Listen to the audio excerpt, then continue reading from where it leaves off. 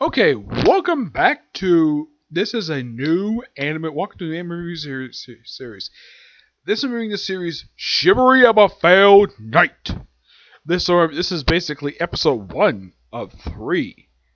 This is reviewing the very first 4 episodes of the series, a four-parter, which is basically kind of like a 4 loosely connected episodes that basically follow sort of a minor. It doesn't exactly follow a plot thread per se. It just follows the adventures of the main characters of the series. Itchy, voiced by. I know who his love interest is. Yeah. No. There we go. Let's see. Here we go. We have Ichi. That's how they pronounce his name in the dub. Don't try to correct me in the comments below. That's how they pronounce his name in the dub. He's voiced by Clint Burkham, which not all that too familiar with some of his work. Let's see. Aside from this series, he was also in Kami Got Kill, and that's it. His last series he came out with was actually about 2 years ago. Yeah, he's still active as a voice actor. His love interest, Stella Vermilion, a smoking hot princess, voiced by the ever awesome Lucia Christensen. Yes, these two make debut in the very first episode. First, you have Ichi just coming back from his morning jog. He comes to his, well, it looks like his apartment. It's basically his dorm room. Yeah, he's at school where he's trying to become a knight because he's actually a class F. He's basically a failed knight because his scores are low. So he comes home and he goes to his room to get changed. And what does he find? A smoking hot woman in her underwear. In case you're probably asking, is this that from Light Novel? Oh, heck yes, it is. And yeah, this scene is exactly from the book as well. Before I continue, I should just like to discuss briefly about the books themselves. Now, apparently, only the first 3 have been released here. I read them online. Yeah, I downloaded them. Now, the thing with these books are, it seems like after every couple pages of a book, there's like blank pages for like one full page. And it's like the book is structured so weirdly. Now, the writing is fine. I have no problem with how the book is written. It's the fact there's so many blank pages in this book for absolutely no reason at all. I have no idea why. Oh, and these 4 episodes are adapted from the very first book of the series. And unlike other light novel series, a lot of whom don't have any subtitles. Like something like Volume 1, like a subtitle with it. Not this series. Nope, this series does not have a subtitle with it. It's just basically just Chivalry Failed Knight. Now, there's been officially almost 19 volumes released. There's actually official Volume 0. Unknown why that they haven't released the rest of the volumes here, but it's just kind of bizarre the fact that it is. Now, the series aired back in 2015, aired 12 episodes. Okay, now get back to the scene. Now, after she comes in, he proceeds to, oh yeah, because you're naked, well, kind of naked, I'll try to do the same thing, and then he gets slapped for it, and brought before the director. And despite the fact he easily points out that was actually his room, despite the fact that, well, she was there, and she's basically a visiting princess from the Vermilion, well, they refer to it as the Vermilion Empire in the English dub. It's basically a kingdom. It's a fictitious country. Now, I initially thought this was initially set in the Middle Ages, basically because of the style of it. Nope, it's actually set in modern day. Mostly, anyways. It's kind of look like it's set in a mostly modern day, except that there's nothing. It's like a fictitious alternate world where it basically alternate. Oh, it's like an alternate modern day because there's cars, there's cell phones, people get emails on their smartphones. Stuff like that. So they have a dispute over the room, and okay, like the winner, like first, like anything you want, just don't expel me. It's like, okay, kill yourself. He's like, no, anything but that. And Eric's like, okay, what about mock battle? And she wagers a bet. Whoever wins, the loser becomes the winner. The loser becomes winner's servant. And they have their mock battle. And it's a pretty good battle. And Ichi wins, though he doesn't cheat, mind you. Yeah, he's referred to as a failure, mainly because of the fact they can't exactly, let's just say, grade him, so they give him an F. hmm Yeah, despite the fact he's a rank F, he wins.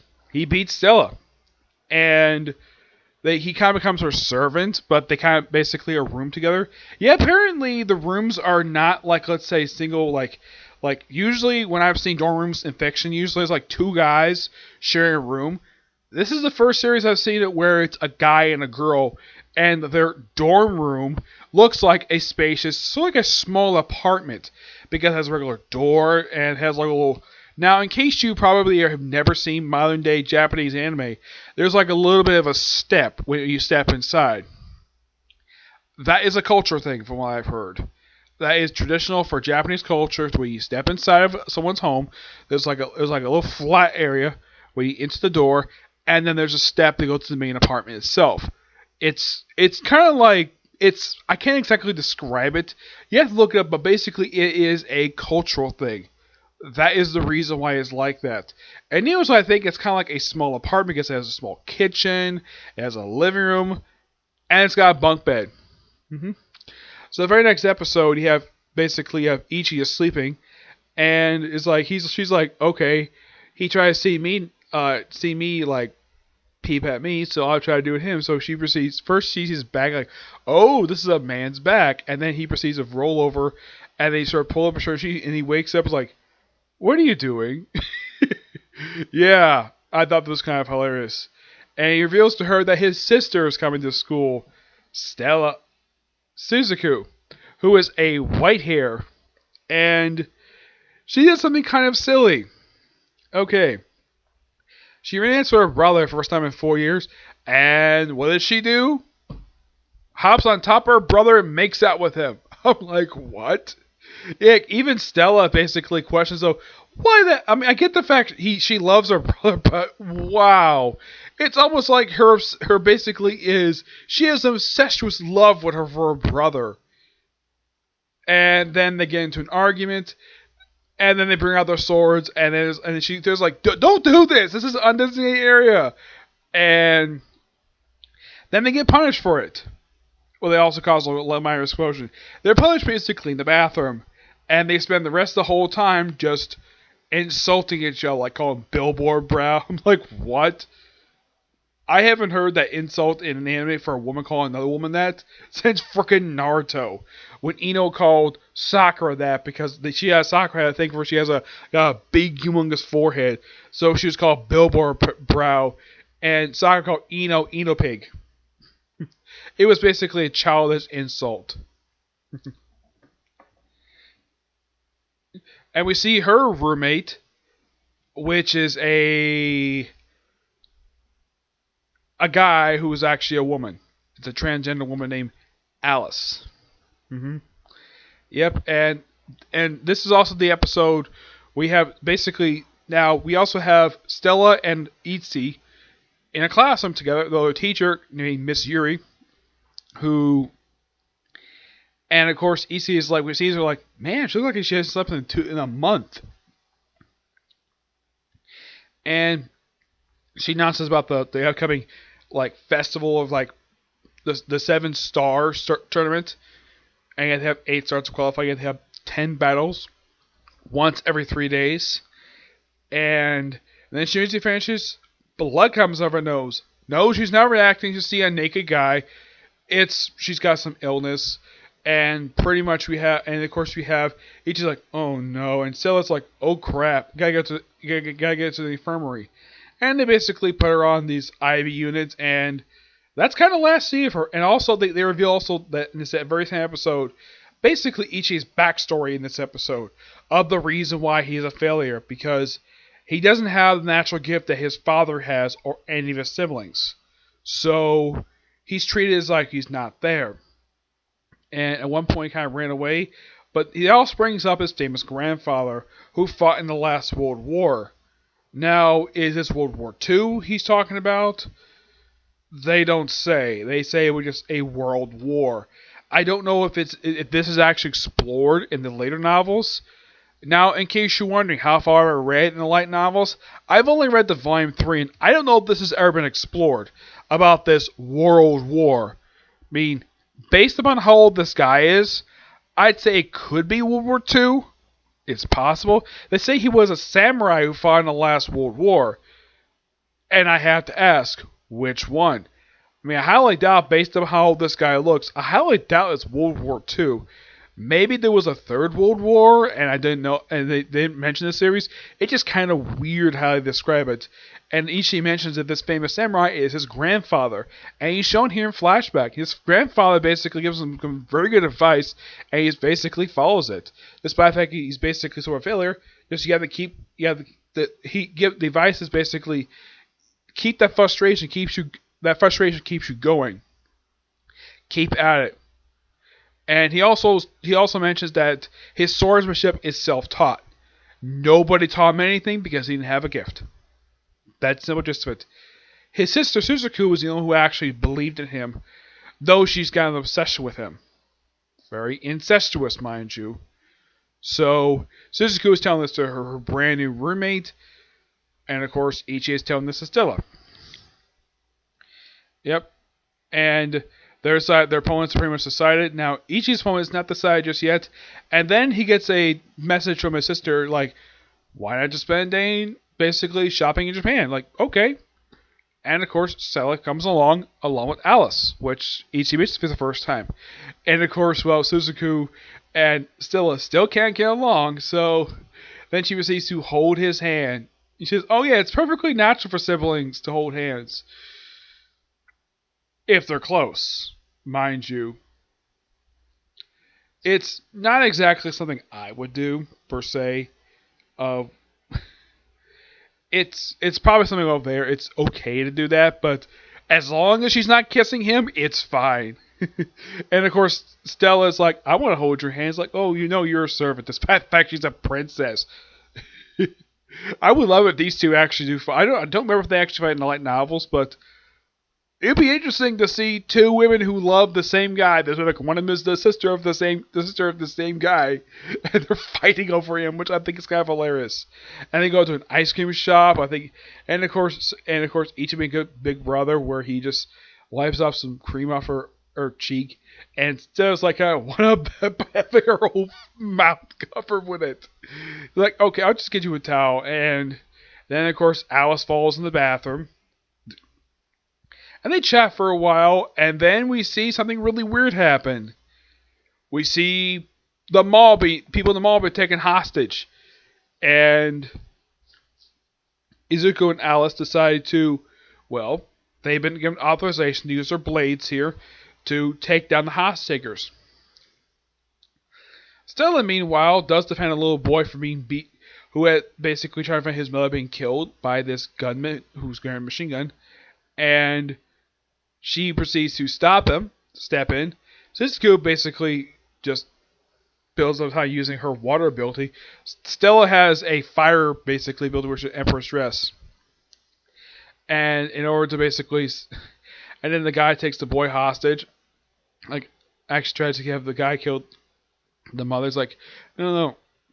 And she tells to do something. I'm like, I had not seen this since another anime where a princess is forced to strip. And yeah, I saw this in the series Dragon Academy, where the princess was forced to strip in front of everybody. And unlike in that series, where the princess was stripped completely naked, this series, no. She was not stripped naked. She got down to her underwear, and then Isuke steps in and beats the crap out of the boss, who turns out he was a rogue blazer. And of course, Alice shows up hit her basically sword. She controls shadows. And stopping him. And then Suzuku basically steps. And then, of course, then another guy shows up. A guy who's a freaking bully. A guy who Ichi knows. Let's see.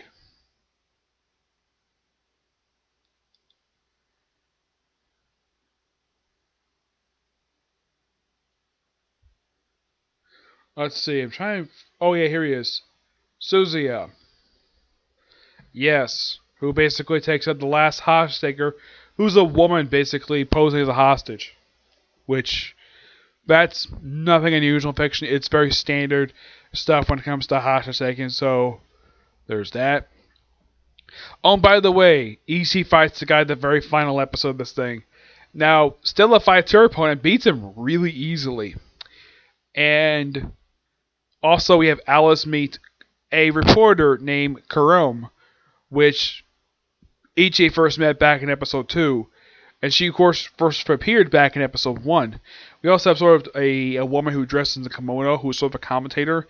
She appeared in the very first episode of this arc, and she appeared in the fourth episode of these 6 episodes, where she tried to seduce Ichi, and he's like, no, I'm not interested.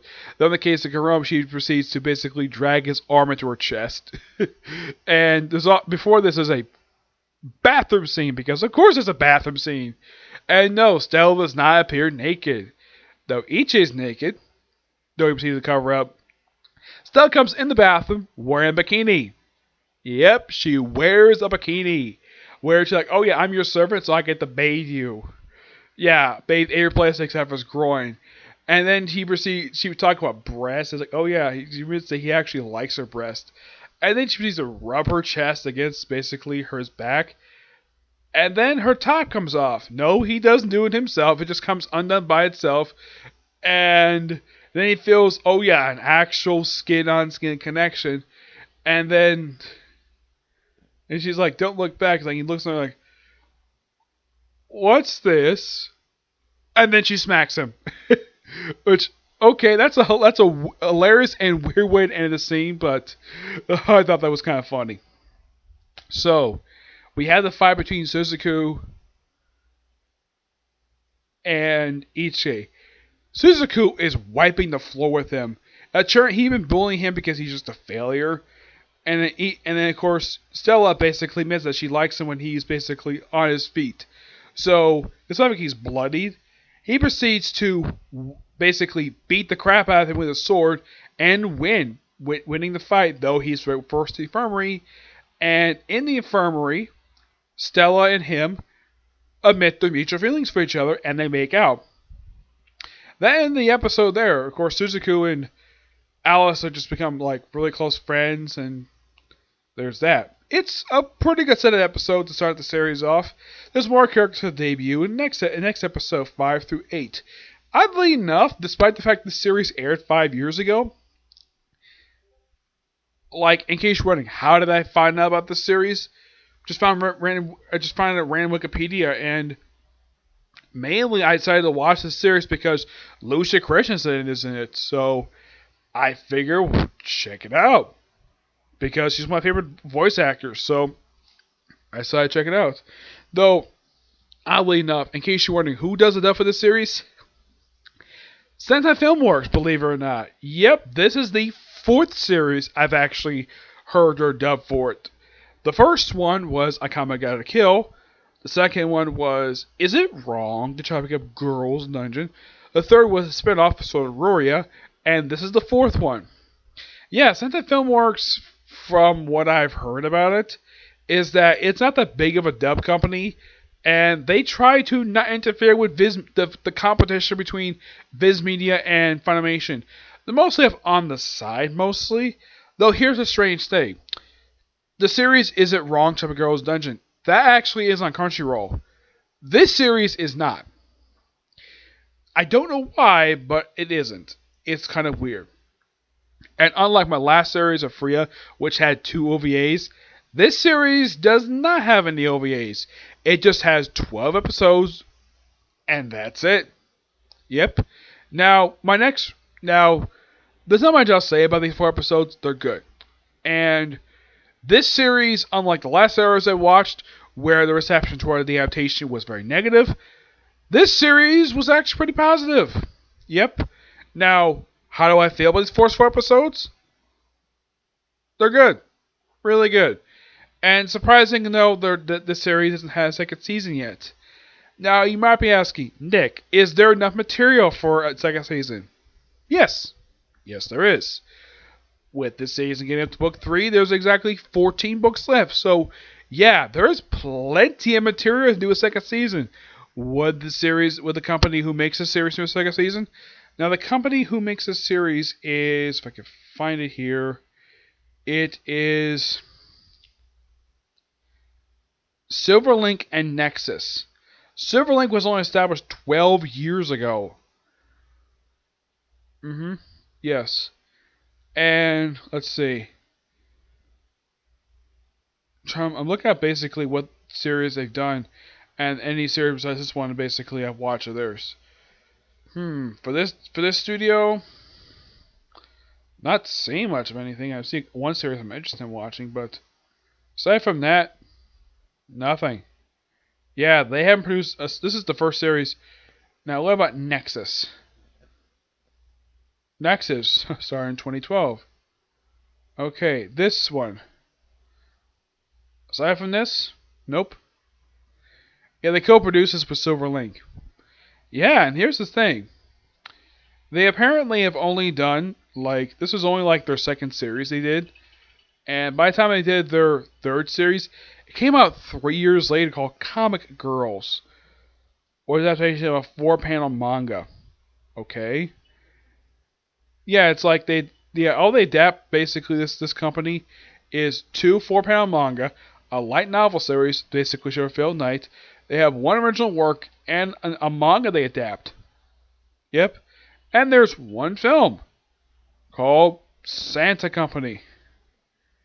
Yeah, that's the only thing they've worked on. So, the anime who made this series, I have never heard of it. Well, basically the series they worked on, never watched it. Never watched any of it. I might watch like one of them. Basically, I think it's Silver Link has a series I'm interested in starting, but who knows when I will get a chance to do it. And yeah, Santa Filmworks, the company who did the dub for the series. Yeah, Comic Got Killed was the first one they did.